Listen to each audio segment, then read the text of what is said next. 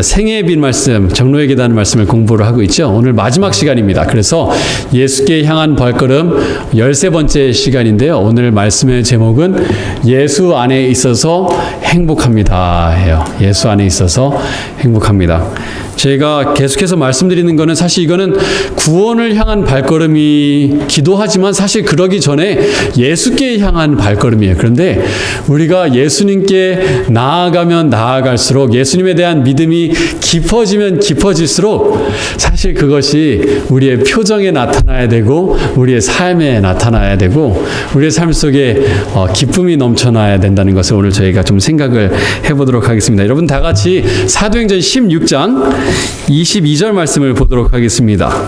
사도행전 16장 22절을 보시면서 예수 안에 있어서 행복했던 사람들의 삶을 잠깐 좀 생각을 해보겠습니다. 사도행전 16장을 보시면은 사도 바울과 실라가 빌립보라고 하는 지역에 가서 전도하는 장면이 나오고요.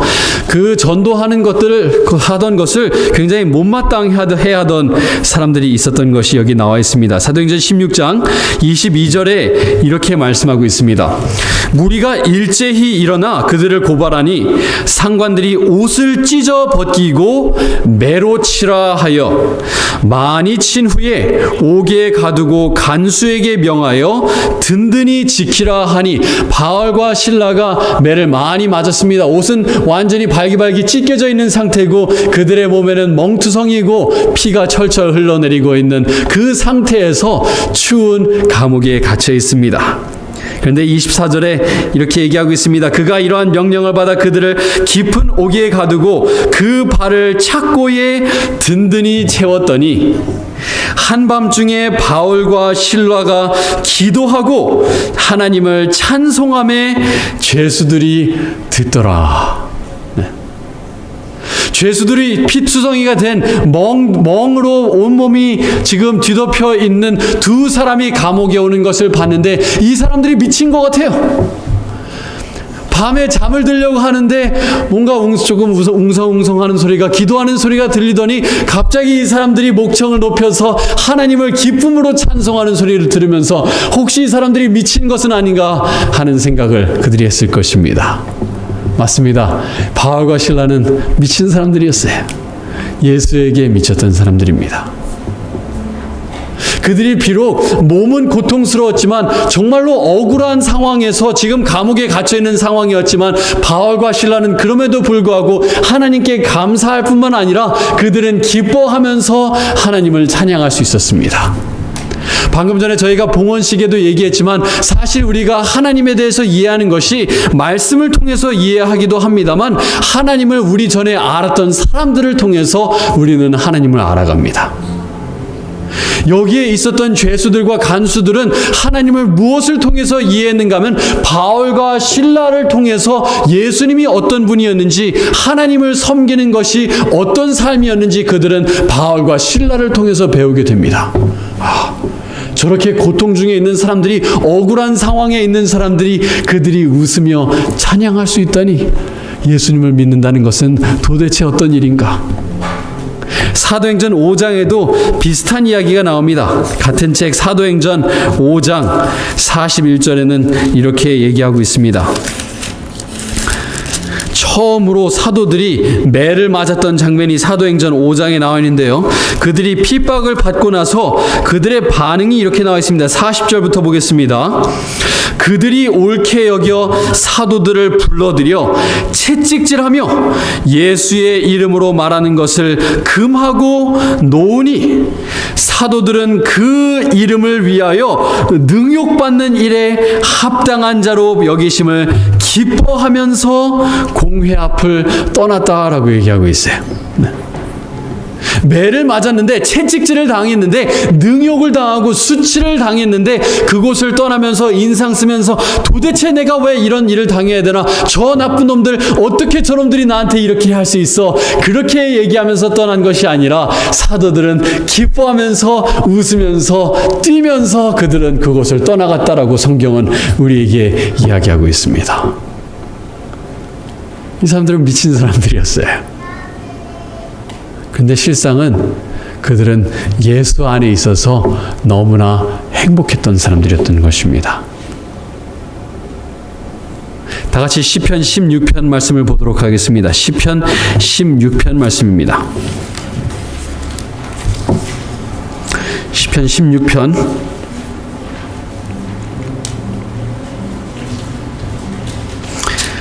11절 말씀을 보겠습니다. 시편 16편 11절에 이렇게 말씀하십니다. 주께서 생명의 길을 나에게 보여주시리니 주의 앞에는 충만한 기쁨이 있고 주의 오른쪽에는 영원한 즐거움이 있나이다. 우리가 하나님을 생각할 때 어떠한 하나님을 생각하시는지는 모르겠습니다만 하나님은 어떤 분이신가 하면은 즐거움을 창조하신 분이십니다. 기쁨을 만드신 분이 누구신가 하면은 하나님이세요. 여러분, 하나님이 늘 심오한 표정으로 우리가 언제 죄를 짓나 기다리는 하나님으로 생각하신다면 그거는 완전히 오산입니다. 하나님은 어떠한 분인가 하면 하나님에게 가까이 가면 갈수록 우리의 마음은 기쁨으로 가득 채워지고 하나님 앞에는 영원한 즐거움이 있다라고 성경은 이야기하고 있어요. 하나님은 기쁨 그 자체인 분이세요. 그래서 8절은 이렇게 이야기하고 있습니다. 내가 여호와를 항상 내 앞에 모시며 그가 나의 오른쪽에 계심으로 내가 흔들리지 아니하리로다. 이렇게 하기 때문에 9절에 이러므로 나의 마음이 기쁘고 나의 영도 즐거워하며 내 육체도 안전히 살리니. 네. 다윗의 마음에 기쁨이 있었고 그가 즐거워하는 삶을 살았는데 사도들이 매를 맞고도 바울이 채찍질을 당하고도 하나님 안에 기뻐할 수 있었던 이유는 무엇인가 하면은 기쁨을 창조하신 분, 기쁨이신 그분, 즐거움이신 예수님이 그들의 마음속에 있었기 때문에, 그리고 그들이 예수 안에 있었기 때문에 그것이 가능했던 것입니다. 여러분, 우리는 이 세상을 살아가면서 무엇을 쫓아가면서 살아가는가 하면 기쁨을 얻기 위해서 살아갑니다. 즐거움을 얻기 위해서 살아갑니다. 그래서 우리는 어떻게 하는가 하면 열심히 돈을 벌어요. 열심히 돈을 벌어서 안정된 삶을 원합니다. 왜냐하면 안정된 삶이 나에게 기쁨을 가져다 줄 거라고 생각하기 때문에 그렇습니다. 삶이 조금 안정이 되기 시작하면은 좋은 집을 찾아 나섭니다. 큰 집, 으리으리한 집, 예쁜 집을 찾아 나섭니다. 왜냐하면 내가 그 집에 들어가면 내 마음이 기뻐지겠지. 아이들이 성공하길 바랍니다. 이 세상에 나가서 떳떳하게 돈 많이 벌고 행복한 자녀들을 키우기를 원하는데 내 자녀들이 잘 되면은 내 마음이 기뻐지겠지 하는 마음에 우리가 여러 가지 방법을 통해서 행복을 쫓습니다만, 행복은 무엇인가 하면은 예수님이 행복이에요. 예수님이 즐거움이에요. 세상 사람들은 이 세상적인 쾌락을 통해서 즐거움을 얻으려고 하는데, 여러분, 시편 4편 7절 말씀을 좀 보겠습니다. 시편 4편 7절의 말씀입니다.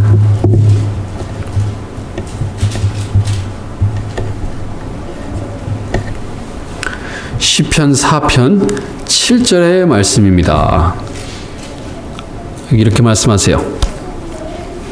주께서 내 마음에 두신 기쁨은 그들의 곡식과 새 포도주가 풍성할 때보다 더하나이다. 여러분, 저는 한국에서 사회생활을 하면서 그리고 군대 생활을 하면서 자주 듣는 질문은 무엇이었는가 하면, 특별히 이제 제가 고기 안 먹는다는 소리 들으면은, 야, 너 진짜 삼겹살 한 번도 안 먹어봤냐? 야, 이렇게 맛있는 거를 안 먹고 무슨 재미로 사냐? 그리고 이제 제가 군 생활하다 보면, 그리고 이제 사회생활하다 보면 어쩔 수 없이 제가 같이 술자리에 가는 경우들이 있는데, 술을 마시지 않으면은 도대체 무슨 재미로 사냐 이거예요. 도대체 무슨 재미로 사냐. 근데 여기 다윗은 뭐라고 얘기했는가 하면은, 하나님께서 우리에게 주시는 기쁨은 술 취해서 얻는 기쁨, 그리고 세상적인 곡식을 얻어서 얻는 기쁨보다 훨씬 더 큰 기쁨이다 라고 얘기하고 있습니다. 네.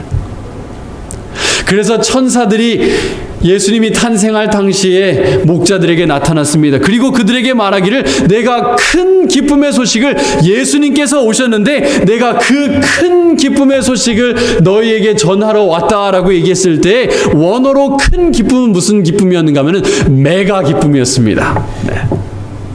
여러분 한국에서 여러분 메가톤바 기억나세요? 메가톤바? 혹시 아이스크림? 기억하시는 분 계신지 모르겠어요. 네. 메가톤은 무엇입니까? 우리가 가장 큰 거를 얘기할 때 우리는 메가톤이라고 얘기를 합니다. 메가톤. 네. 그런데 천사가 이 목자들에게 나타나서 말하기를 예수님께서 이 땅에 오신 것을 가리켜서 이것은 어떤 소식이다? 어떤 기별이다? 이거는 메가 기쁨의 소식이다 라고 얘기를 했어요. 하나님께서 우리에게 주시고자 하는 기쁨은 어떤 기쁨인가 하면 메가톤급 기쁨입니다. 이 세상의 쾌락이 절대로 줄 수 없는, 이 세상의 술을 아무리 많이 마시고 마약을 아무리 많이 하고 세상적으로 돈을 아무리 많이 벌고 또 세상적인 명예를 많이 얻는다고 할지라도 하나님께서 우리에게 주시는 메가톤급 기쁨에 비하면은 세상의 기쁨은 아무것도 아니라고 성경은 우리에게 말씀하고 있는 것입니다. 사랑하는 성도님 여러분, 우리 세상의 기쁨을 쫓지 않으면서 살아가면 좋겠습니다. 메가톤 기쁨을 주시는 예수님을 늘 쫓으면서 그 예수님 안에 살아가면서 세상에 주지 못하는 그 기쁨을 누리면서 살아가는 여러분과 제가 되면 참 좋겠습니다. 네, 그 기쁨을 어떻게 누릴 수 있는가 좀 생각을 해보면 좋겠어요. 사실 기쁨이라는 것이 내가 지금 기뻐야지 얍 하면은 기뻐지는 게 아니에요. 그렇죠? 사실 기쁨은 성령님께서 우리에게 주시는 것인데, 그리고 우리의 성령의 열매 중에 하나가 기쁨인데 어떻게 그 기쁨의 열매를 맺을 수 있는가, 어떤 씨를 심었을 때에 기쁨이라고 하는 열매를 맺을 수 있는가, 그거를 좀 먼저 생각을 해보도록 하겠습니다. 다 같이 시편 126편 말씀을 보겠습니다. 시편 126편의 말씀입니다.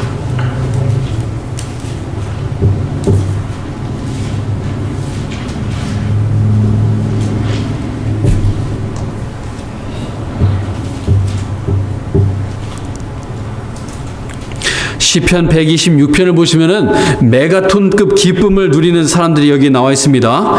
여기 이렇게 말씀하세요. 여호와께서 시온의 포로를 돌려보내실 때에 우리는 꿈꾸는 것 같았도다.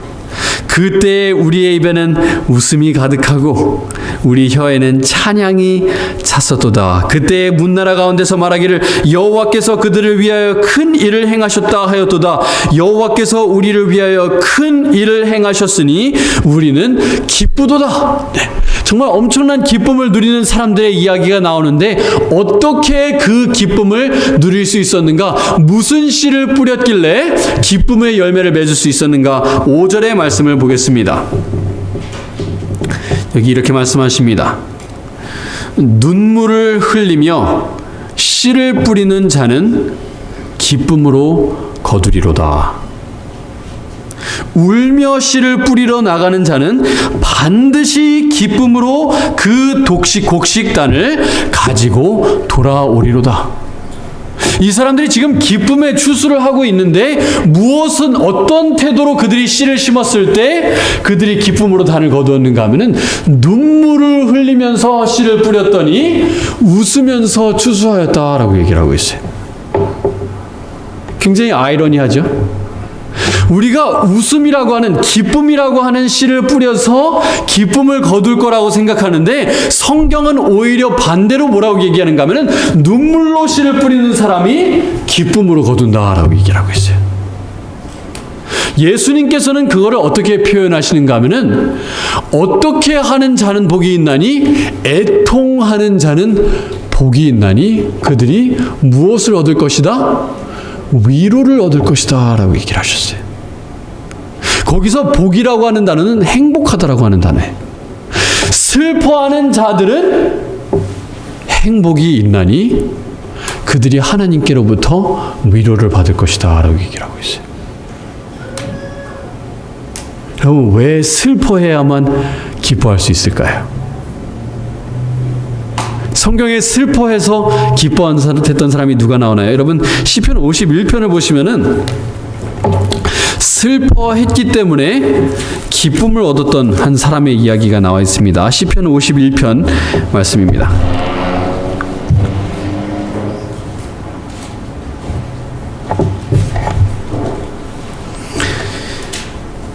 시편 51편 4절 말씀입니다. 이것은 다윗의 기도예요.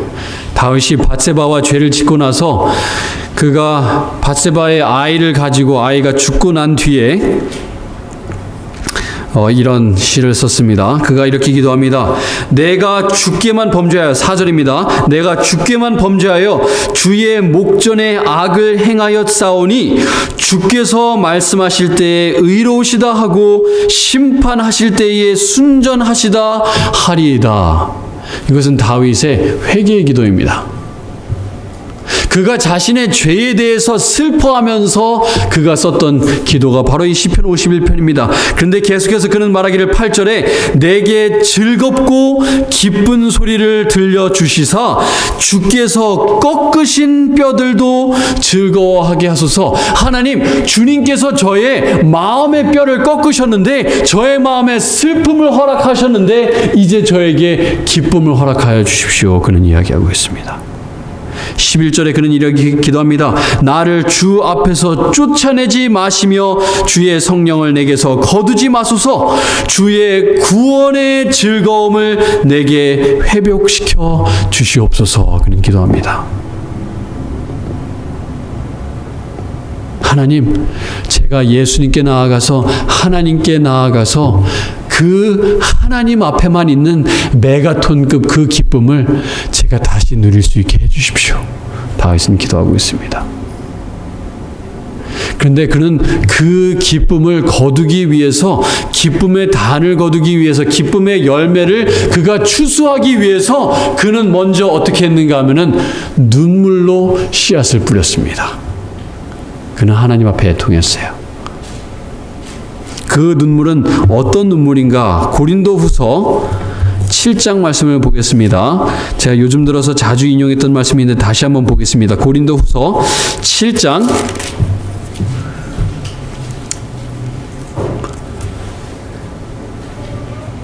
7절 말씀입니다.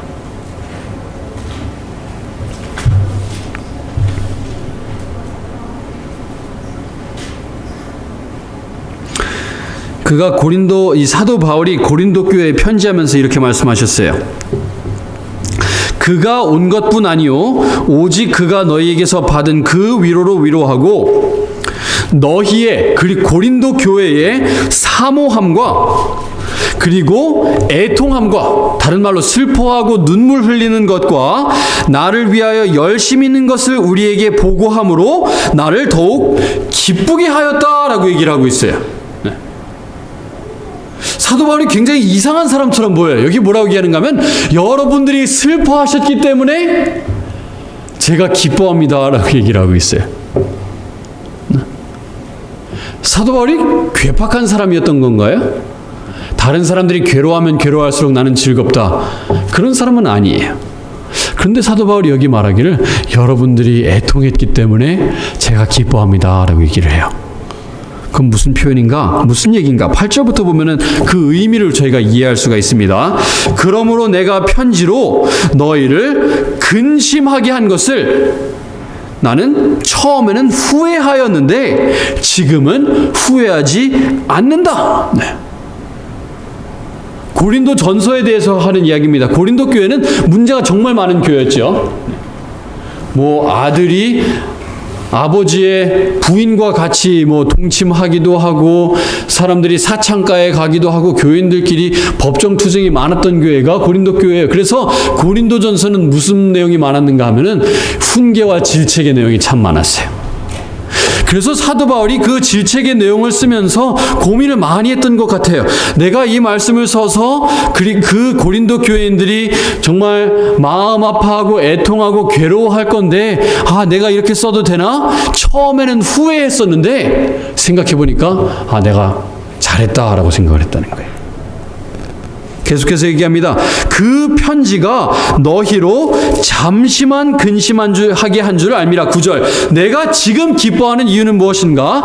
너희로 근심하게 한 까닭이 아니요 도리어 너희가 근심하였기 때문에 회개함에 이르렀기 때문이다 라고 얘기하고 있어요. 너희가 하나님의 뜻대로 근심하게 된 것은 우리에게서 아무 해도 받지 않게 하려 함이라. 네. 오히려 여러분들이 근심하는 것은 좋다라고 얘기하고 있어요. 여러분들이 슬퍼하고 눈물을 흘리는 것은 좋다. 왜 좋은가 하면은 우리가 슬퍼함으로 인해서 구원에 이르러 기쁨을 얻을 수 있기 때문에 그렇다라고 얘기하고 있어요. 근데 어떤 슬픔을 얘기하고 있는 거예요? 하나님의 뜻대로 하는 근심만이 우리에게 기쁨을 가져다 준다라고 말씀하고 있습니다. 죄 자체를 너무너무 미워하고 내가 죄 지은 것 자체를 슬퍼하는 마음을 가질 때에 그 이후에서야 하나님께서 주시는 정말 그 메가톤급 기쁨, 내가 얼마나 큰 죄인인지를 내가 깨달았을 때에야만 우리가 하나님께서 주시는 기쁨을 누릴 수 있다라고 여기서 말씀하고 있는 것입니다. 사랑하는 성도인 여러분, 우리가 기쁨을 누리기 위해서는 내가 아무것도 아닌 사람이라는 것, 하나님께 내세울 것이 아무것도 없는 사람인 것을 깨달을 때에야만 하나님께서 우리 마음속에 기쁨을 주실 수 있는 공간이 생기는 거예요. 하나님은 모든 사람에게 기쁨을 주시기를 원하십니다. 하지만 우리 마음에 자만심으로 가득 차 있고 내가 죄인이라는 것을 깨닫지 못하는 그 자아가 살아있을 때에는 하나님께서 하나님의 기쁨을 넣어주실 수 있는 공간이 없어요. 하지만 내 자아를 죽이고 내 자랑거리를 바닥에 내려놓을 때 하나님께서 비로소 너의 마음속에 공간이 생겼구나. 내가 그 공간에 이제 기쁨을 넣어줄게 라고 할 수 있는 것입니다. 성도님 여러분, 우리 기뻐하기 위해서 죄를 미워하면 좋겠습니다. 그렇게 하기 위해서 우리가 먼저 구해야 될 것은 하나님, 저에게 제 죄를 미워하는 그 마음을 허락하여 주시옵소서. 제가 얼마나 죄인인지 깨닫게 저의 눈을 띄워 주시옵소서. 제 눈을 뜨게 하여 주십시오. 그렇게 할 때에만 우리가 진정한 기쁨을 맛볼 수 있는 것입니다. 두 번째로 우리가 기쁨을, 하나님께서 주시는 기쁨을 얻기 위해서는 어떻게 해야 되는가? 여러분, 우리의 마음은 사실 공허한 상태로 있도록 하나님께서 우리의 마음을 만들지 않으셨어요. 그렇죠? 이 마음이라는 것 자체는 사실 채워지게끔 되어 있어요. 우리의 인생의 최대 숙제는 사실 품성 개발이죠. 우리의 성품 개발인데, 이 화이트부인은 성품을 무엇이라고 정의했는가 하면은 우리가 습관적으로 하는 생각과 감정들, 그것이 우리의 품성이다라고 말씀하셨어요. 우리가 습관적으로 가지는 생각과 느낌들, 감정들이 곧 우리의 품성이요 성품이다라고 그렇게 정의를 하셨어요. 자, 우리가 기쁨이라고 하는 열매가 우리의 마음속에 나오기를 원하는데, 그렇게 하기 위해서는 어떻게 해야 되는가 하면은 우리의 마음속에 무엇을 넣는지를 굉장히 조심해야 돼요. 자, 잠언 4장 말씀을 보겠습니다. 잠언 4장 20절부터 23절의 말씀입니다. 잠언 4장 20절부터 23절의 말씀입니다.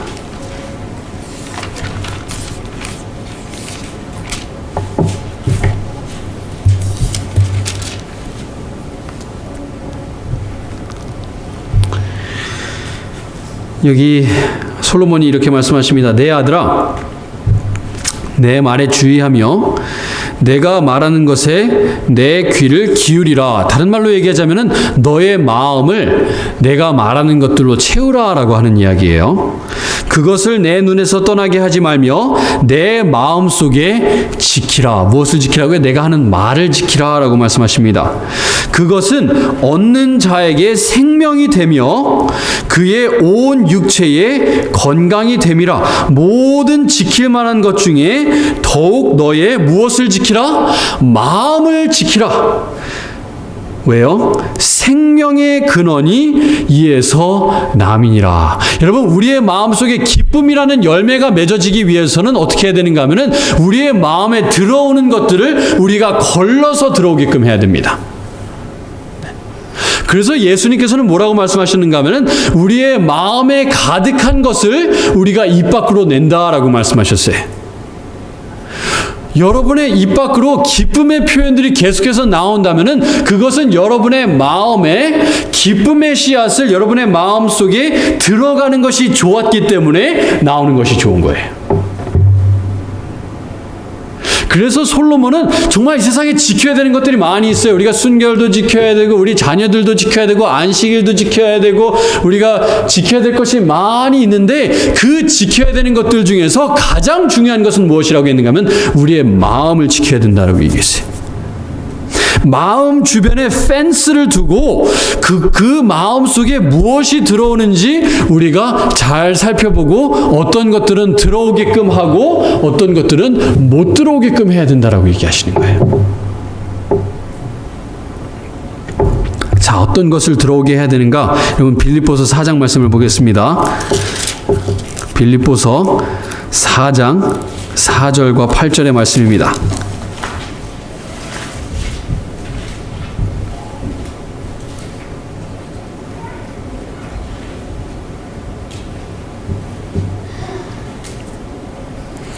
빌립보서 4장 4절 말씀입니다. 여기 이렇게 말씀하십니다. 주 안에서 항상 기뻐하라. 내가 다시 말하노니 기뻐하라. 여러분 이건 정말 지키기 힘든 말이에요. 그렇지만 예수님을 따랐던 사도들이 실천했던 내용입니다. 물론 그들이 넘어질 때도 있었지만 그들이 엄청난 환난에 닥쳤을 때에도 사도 바울과 실라는 하나님을 찬양했고 사도 베드로와 그 외의 사도들이 처음으로 채찍질을 당했을 때에 그 환난 속에서도 그들은 기뻐했어요. 그런데 그들이 어떻게 그렇게 할 수 있었는가? 그 방법을 우리가 알아야 되는데 8절에 그 방법이 나와 있습니다. 끝으로 형제들아 무엇에든지 참되며 무엇에든지 경건하며 무엇에든지 옳으며 무엇에든지 정결하며 무엇에든지 사랑받을 만하며 무엇에든지 칭찬받을 만하며 무슨 덕이 있든지 무슨 기름이 있든지 이것들을 어떻게 하라 그랬는가 하면은 생각하라 라고 얘기했어요. 한마디로 쉽게 표현하자면 좋은 것들, 가장 좋은 것들을 생각하면서 살아가라 라고 말씀하고 있습니다. 여러분 우리가 생각하는 것들 중에 나쁘지 않은 생각들이 많이 있어요. 네. 우리가 뉴스 보면은 이 뉴스에서 오는 생각들이 뭐 악하고 죄된 생각들은 아니에요. 그런데 성경은 뭐라고 얘기하시는가 하면은 우리가 시간을 보낼 때 그냥 나쁘지도 않고 좋지도 않은 생각들이 있는데 그런 생각들을 하면서 시간을 보내기보다는 가장 좋은 것들을 생각하면서 살아가라 라고 말씀하고 계시는 거예요. 가장 좋은 것들만 생각하면서 살아가도 시간이 아까운 삶인데 왜 우리가 최고의 것들을 생각하기보다는 그저 그런 것들에 우리의 생각을 팔리면서 살아가냐는 거예요. 왜 정치를 생각하는데 우리의 생각이 팔려서 살아가고 왜 스포츠의 월드컵에 그 외에 세상 오락에 그것들이 악하지 않은 것일 수 있다고 하더라도 최고의 것들을 생각할 수 있는데 왜 그저 그런 것들로 너희의 마음을 채우느냐? 하나님께서 우리에게 묻고 계십니다. 사랑하는 성도 여러분, 우리가 악한 것을 생각하지 않는 것은 당연한 거예요. 그렇지만 그것보다 더 나아가서 그저 그런 생각들로 우리의 마음을 채우지 않았으면 좋겠습니다. 우리의 생각들을 가장 좋은 것으로 채우면 좋겠어요. 그래서 골로새서 3장 2절은 뭐라고 얘기하는가 하면 위의 것을 생각하라 라고 말씀하셨어요. 네. 우리가 이 땅의 것을 생각하는 것이 아니라 하늘의 것들로 우리의 마음을 채우면서 살아가라 라고 말씀하십니다. 시편 1편은 뭐라고 얘기합니까? 내가 주야로 주의 말씀을 묵상한다 라고 말씀하십니다. 시편 19편은 말하기를 내가 하는 나의 입술의 모든 말과 나의 마음에 무엇이 묵상이, 즉 다른 말로 내가 평소에 생각하는 것들이 주님께 연락되기를 원합니다. 정말 하나님 앞에 내세울 만한 생각들이 되기를 원합니다 라고 얘기를 하고 있는 거예요. 여호수아 1장은 뭐라고 얘기합니까? 주야로 이 말씀이, 이 율법이 내 생각에서 떠나지 말게 하라. 주야로 묵상하라. 사랑하는 성도 여러분, 우리의 마음이 기쁨으로 채워지기 위해서는, 기쁨이 우리 마음속에서 우러나오기 위해서는 좋은 것들을 계속해서 먹여줘야 돼요. 건강한 음식을 우리의 마음속에 먹일 때에 아름다운 향기가, 기쁨의 향기가 우리의 마음속에서 열매로 맺어지게 되는 것입니다. 계속해서 이렇게 말씀하십니다. 6절 말씀입니다. 빌립보서 4장 6절 말씀입니다. 그럼 우리가 우리의 생각을 어떻게 지키는가? 아무것도 염려하지 말고 다만 모든 일에 기도와 간구로 너희 구할 것을 감사함으로 하나님께 아뢰라. 여러분 결정하실 것이 무엇이 있든지 간에 여기서 말씀하시기를 모든 일에 기도와 간구로 하라고 말씀하고 계십니다. 여러분, 필요한 것이 무엇이 있든지 간에 기도와 간구로 감사하면서 하나님께 구하라 라고 말씀하십니다. 쉬지 말고 기도하라고 말씀하세요. 모든 일에 어떤 것을 결정하시든지 하나님과 자문하여 결정하시길 바랍니다. 그렇게 할 때 어떻게 하시는가? 7절, 그리하면 모든 지각에 모든 생각에 뛰어나신 하나님께서 어떻게 하시는가? 그 하나님께서 그 하나님의 평강이 그리스도 예수 안에서 너희의 마음과 생각을 지켜주실 것이다 라고 말씀하고 있습니다. 우리가 모든 일에 기도할 때, 우리가 쉬지 않고 하나님과 우리의 생각을 공유하고 우리의 마음을 그저 그런 것들로 채우는 것이 아니라 가장 좋은 것들, 말씀으로 채우고 이 말씀의 생각들로 채우고 우리가 하늘을 생각하는 것들로 채우고 예수 그리스도로 채울 때에 우리가 마음을 지켜야지 하는 것이 아니라 예수님께서 우리의 마음을 지켜주신다는 거예요. 우리의 경비 시스템, 마음의 경비 시스템을 지키는 사람이 더 이상 내가 되는 것이 아니라 예수님께서 우리의 마음의 경비 시스템으로, CCTV로 우리의 마음을 지켜주신다는 것입니다. 사랑하는 성도 여러분, 지나간 마음 아픈 일들 계속해서 생각하지 마시길 바라요. 좋은 것도 생각하기 시간이 아까운데 왜 지나간 힘든 과거의 일에 우리가 연연하고 있습니까? 여러분, 자꾸 그런 것들로 여러분의 마음을 먹이지 마세요. 좋은 것들로 마음을 먹이시길 바랍니다. 믿음으로, 기쁨으로, 평화로 여러분의 마음을 계속해서 먹이세요. 좋은 생각들, 하나님께서 우리에게 주시는 평화의 생각들로 여러분의 마음을 계속해서 채우시길 바랍니다. 마지막으로 빌립보서 2장 5절 말씀을 보고 이 시간 마치도록 하겠습니다. 빌립보서 2장 5절 말씀입니다. 너희 안에 이 마음을 품으라. 곧 그리스도 예수의 마음이니. 사랑하는 성도 여러분, 우리의 마음에 예수님을 계속 많이 먹으면 먹을수록 우리의 삶은 메가톤급 기쁨이 더욱더욱 진하게 배어나오게 되어 있어요. 우리가 예수님께 가까이 나아가면 나아갈수록, 예수께 향한 발걸음이 가까워지면 가까울수록 우리의 삶은 기쁠 수밖에 없어요. 내가 기뻐야지 이래갖고 기뻐지는 것이 아니라 예수님께 갔더니, 예수님 안에 있었더니, 예수님을 내 마음에 두었더니 내 표정이 바뀌더라는 거예요. 내 입에서 나오는 말들이 바뀌고, 내 태도가 바뀌고, 내 행동이 바뀌게 되는 것입니다. 사랑하는 성도 여러분, 예수께 향한 발걸음을 그치지 않으시길 바랍니다. 날마다 예수님께 걸어가시길 바랍니다. 여러분의 생각을 좋은 것들로 채우시길 바랍니다. 늘 말씀을 생각하세요.